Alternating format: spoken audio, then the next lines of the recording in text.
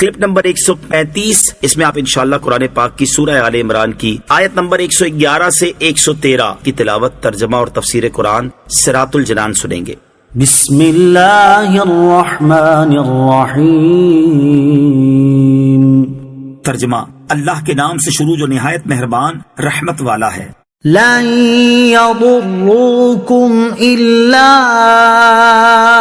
أذى وَإِن يُقَاتِلُوكُمْ يُوَلُّوكُمُ الْأَدْبَارَ ثُمَّ لَا يُنصَرُونَ۔ ترجمہ، یہ تمہیں ستانے کے علاوہ کوئی نقصان نہیں پہنچا سکیں گے، اور اگر تم سے لڑیں گے تو تمہارے سامنے سے پیٹھ پھیر جائیں گے، پھر ان کی مدد نہیں کی جائے گی۔ لَن يَضُرُّوكُمْ إِلَّا أَذًى، یہ تمہیں ستانے کے علاوہ کوئی نقصان نہیں پہنچا سکیں گے۔ یہودیوں میں سے جو لوگ اسلام لائے تھے، جیسے حضرت عبداللہ بن سلام اور ان کے ساتھی رضی اللہ تعالی عنہم، یہودیوں کے سردار ان کے دشمن ہو گئے تھے اور انہیں تکلیف پہنچانے کی فکر میں لگے رہتے۔ اس پر یہ آیت نازل ہوئی، اور اللہ تعالیٰ نے ایمان لانے والوں کو مطمئن کر دیا کہ زبانی طعن و تشنی اور دھمکیوں کے علاوہ یہ ان مسلمانوں کو کوئی تکلیف نہ پہنچا سکیں گے، اور غلبہ مسلمانوں ہی کو حاصل ہوگا، اور یہودیوں کا انجام ذلت اور رسوائی ہوگا۔ اور اگر یہ اہل کتاب مسلمانوں کے مقابلے میں آئے تو پیٹ پھیر کر بھاگ جائیں گے اور تمہارے مقابلے کی تاب نہ لا سکیں گے۔ یہ غیبی خبریں ایسی ہی واقع ہوئیں۔ بعد میں صحابہ کرام رضی اللہ تعالی عنہم نے شام، روم وغیرہ تمام علاقوں میں فتح حاصل کی، اور یوں ہی یہ غیبی خبر پوری ہوئی۔ ضربت عليهم الذلة أينما ثقفوا إلا بحبل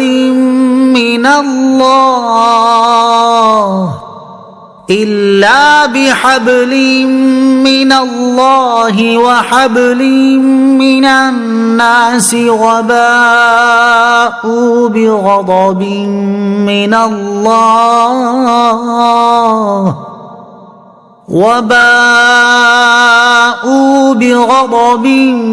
من الله وضربت عليهم المسكنة ذلك بأنهم كانوا يكفرون بآيات الله ويقتلون الأنبياء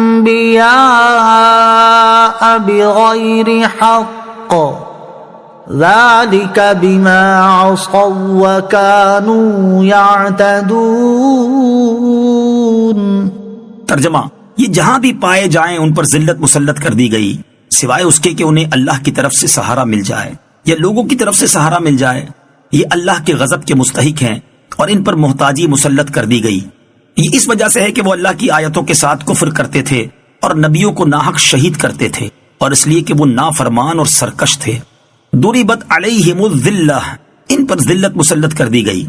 اس آیت میں بیان فرمایا گیا کہ یہودیوں پر ذلت اور محتاجی لازم کر دی گئی ہے، اور ساتھ ہی ساتھ اس آیت میں استثناء بھی ہے، الا بحبل من اللہ وحبل من الناس، سوائے اس کے کہ انہیں اللہ کی طرف سے سہارا مل جائے یا لوگوں کی طرف سے سہارا مل جائے۔ استثناء کے آنے سے معنی یہ بن گیا کہ یہودی ذلت و خواری سے کسی صورت اور کسی طرح نہیں بچ سکتے، مگر اللہ عز و جل کی رسی کے ساتھ اور لوگوں کی رسی کے ساتھ۔ اللہ کی رسی کے ساتھ یوں کہ یہودی مسلمان ہو جائیں تو خواری سے بچ سکتے ہیں اور حقیقی عزت حاصل کر سکتے ہیں، اور لوگوں کی رسی کی صورت یہ ہے کہ لوگوں سے عہد و پیمان کریں، اسلامی حکومت کے ذمہ بن جائیں یا کافر حکومتوں سے بھیک مانگیں اور تعاون حاصل کریں تو دنیاوی عزت پا سکتے ہیں، اور ایسی صورت میں ان کی سلطنت بھی بن سکتی ہے۔ فی زمانہ اگر دنیا کے کسی خطے میں کفار کے تعاون سے یہودی سلطنت وجود میں آئی ہے تو اس حکومت کا قائم ہونا قرآن کریم یا اسلام کی صداقت کے خلاف نہیں، بلکہ قرآن کریم کی صداقت کی بڑی صاف اور واضح دلیل ہے کہ بحسب استثناء وحبل من الناس، صدیوں سے ذلیل و خوار یہودیوں کی ایک جماعت کو دنیاوی عزت مل گئی۔ لیسوا سواء من اہل الكتاب امة قائمة يتلون آیات اللہ آناء اللیل وهم یسجدون۔ ترجمہ، یہ سب ایک جیسے نہیں۔ اہل کتاب میں کچھ وہ لوگ بھی ہیں جو حق پر قائم ہیں، وہ رات کے لمحات میں اللہ کی آیتوں کی تلاوت کرتے ہیں اور سجدہ کرتے ہیں۔ لیسوا سواء، یہ سب ایک جیسے نہیں۔ جب حضرت عبداللہ بن سلام رضی اللہ تعالیٰ عنہ اور ان کے ساتھی ایمان لائے تو یہودی علماء نے جل کر کہا کہ محمد مصطفیٰ صلی اللہ تعالیٰ علیہ وسلم پر ہم میں سے جو ایمان لائے ہیں وہ برے لوگ ہیں، اگر یہ برے نہ ہوتے تو اپنے باپ دادا کا دین نہ چھوڑتے۔ اس پر یہ آیت نازل فرمائی گئی اور بتا دیا گیا کہ تاجدار رسالت صلی اللہ تعالیٰ علیہ وسلم کی غلامی میں آنے والے ہی تو کام کے آدمی ہیں، بقیہ کا حال تو انتہائی بدتر ہے۔ حضرت عطا رحمت اللہ تعالیٰ علیہ کا قول ہے کہ یہاں جن لوگوں کی تعریف کی گئی ہے اس سے علاقہ نجران کے 40 آدمی، حبشہ کے 32 آدمی اور روم کے 8 آدمی مراد ہیں کہ جو دین عیسوی پر تھے، پھر حضور سید المرسلین صلی اللہ تعالیٰ علیہ وسلم پر ایمان لائے۔